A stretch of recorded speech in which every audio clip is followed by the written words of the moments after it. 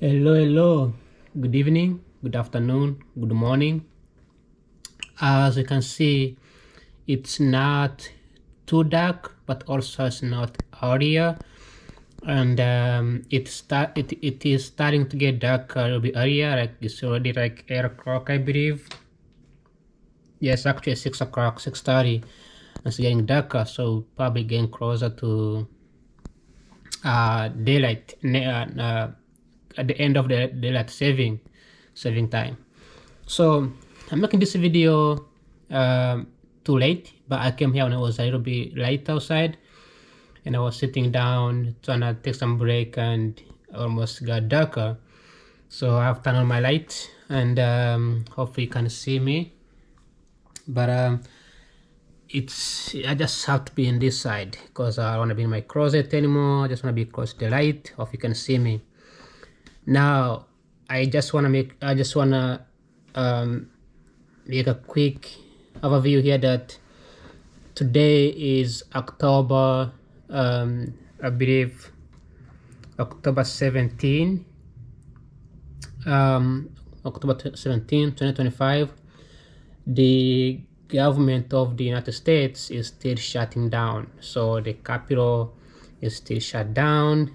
The Democrats and the Republicans still don't agree on the budget, whether it's the budget for the military, defense budget, whether it's the budget of Medicare, the food assistance, SNAPs, and many other things that need to be funded for any aid. There's so much going on right now. But thankfully, outside the United States, things are doing much better. There is no more wars. I think there is a ceasefire in Israel and Palestine. We don't know how long that's going to last. In my time as a moment, as old as I am, as involved in a national relationship, in a national conflict as involved as I am today, mature, living in DC, doing a master's degree, I do recognize that this playbook, this same theory of ceasefire and the peace agreement is not something new. It has been going on for centuries, million years ago. People fight, pretend to be getting along, then they fight again, then they get along, then they fight again, and then some people die, some people survive, but it's part of life. So I'm kind of used to it.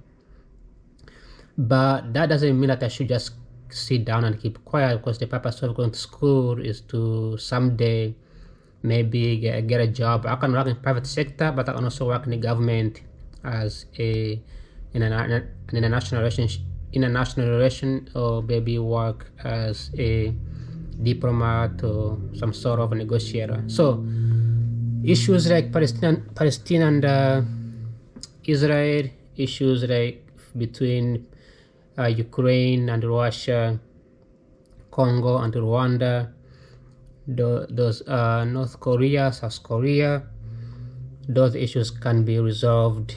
I can get involved in it, and I can try to find some solutions, as I have some solutions. So I have to comment about them. But right now, I'm just focusing on my own personal project and my graduate program. So this week I have an exam. It's a take-home exam. It's a paper that I have to write and code the statistics and talk about it. So then I also have a research paper coming up. I have a debate coming up. So very busy. The topic of this month is the poverty trap. So I'm not shifting away from my main focus. It's a poverty trap. Today I was having an internship, a very small internship, 5-week internship from Project Destiny, and it's about real estate. So talk about the real estate investments, money, cash flows, those financial stuff. So I didn't have a chance to think about the next topic when it comes to poverty trap. But we know that yesterday I summarized the nutrition being a problem, and also the education or human capital also being another problem. Today, I am going to touch on something that I think is needed when it comes to fixing poverty trap, is to ensure that we can give humans some interest rate, okay, a reward interest rate for the people. So a lot of poor people, they get trapped in the poverty because they don't have access to credit. This is very common, whether it's in an individual or whether it's the nations, the economies from all different levels. And access to credit is a thing that needs to be worked on. Usually, when you get a loan for a specific project, whoever that gives you a loan looks at the assets that you have, and then they see how much your assets cost, how much they can generate the revenue from those assets, and the things that I mentioned earlier, the education, the hospital, the what is the nutrition, those things can be a problem if it comes to getting credit. If you are sick and you're gonna die tomorrow, the bank is not gonna give you a credit, because the biggest asset is not the house that you own, the land that you have, but it's you who can work and be able to pay back.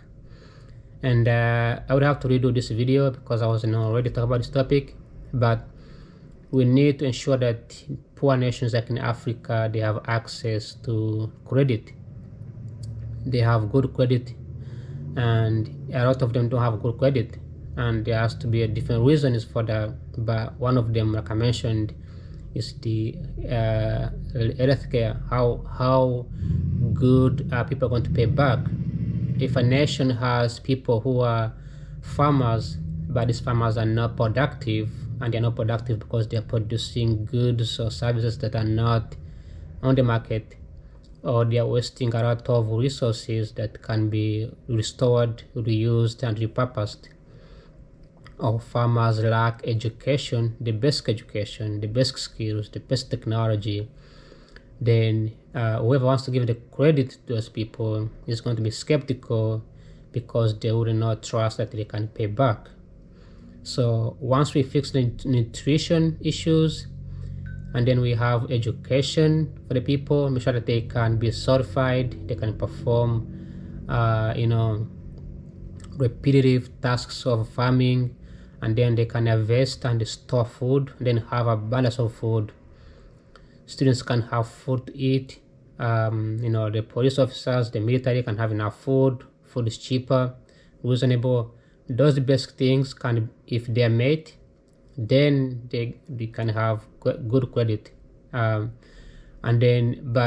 to qualify for those things, to achieve those things, to ensure that farmers have access to education, ensure that farmers have access to equipment, the capital, they have fertilizers, they understand the soil, they can study. It takes a lot of resources, and that requires also the monetary value, some kind of investments. And governments might need to take loans, but because their risk is higher, the chances of giving them a lower interest rate is much lower. And for many years, poor nations have been hit with the loans which they qualify for because they are nations, but the interest rate is much higher because the risk is higher. But this needs to be changed, because the goal isn't to keep poor people poor, is to put them out of poverty, right? And you can't pull somebody out of a rapid hole if that person is carrying 50,000 pounds of metal or 10,000 pounds of rock. So you have to take the rock out of their head, then you can pull them out. And the rock is poverty. And when you add an interest rate on top of what they're already carrying, it's like you are throwing in 500 pounds of rope on the top of somebody in the rapid hole, and they're not gonna be able to come out. The rope might sound like a hope. They might be happy temporarily, but for a long time, their happiness starts to fade away.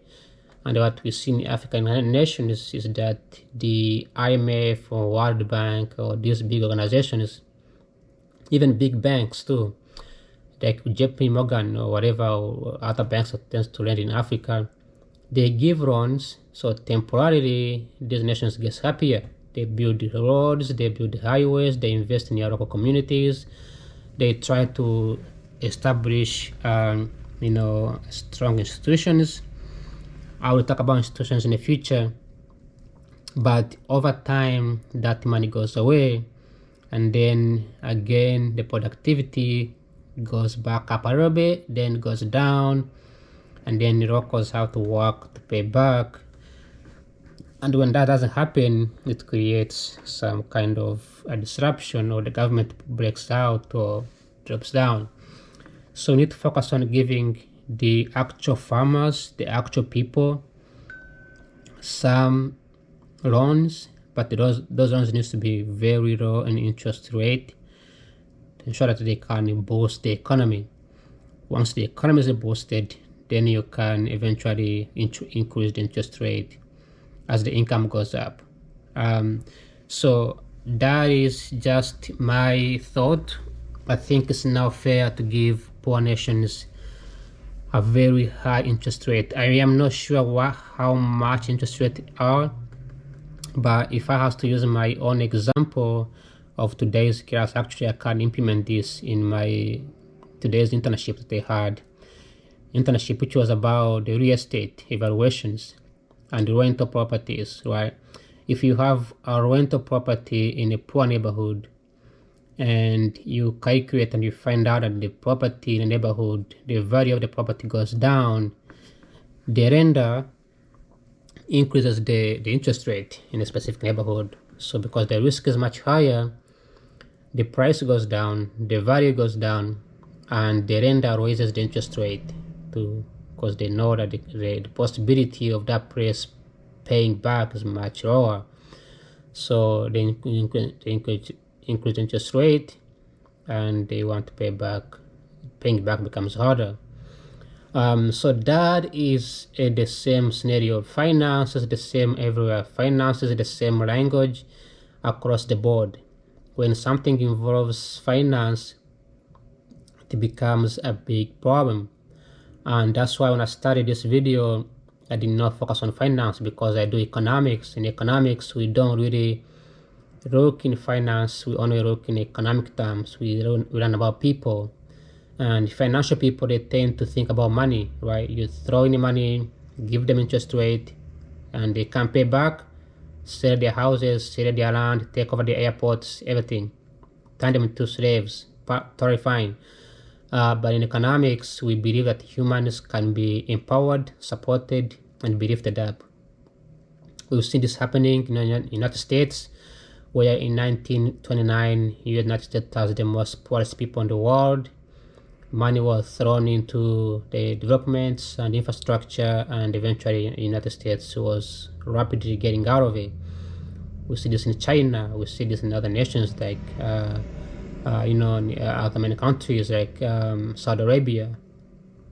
So we can in fact invest in nations as long as those nations can fix the basic things that I mentioned earlier, which is good nutrition, which is education. You can give people money even with zero interest rate, but you cannot force people to have good nutrition. You cannot force people to have good to learn. That's something that can be done by individual nations or individual economies, individual people. It's up to them to decide. No matter how much you put into it, no matter how many efforts you put into it, you cannot change them. Every time you put in the money, put in the resources, it's gonna get back to normal with a small shock, then get back to normal. So interest rate is a key, but first you need to ensure that everything above is fixed. Nutrition, education, basic education is done before you can throw in the money, before you can invest in these poor nations. That's what I have for today. Like always, thanks for watching. I'll see you tomorrow. Ciao, ciao.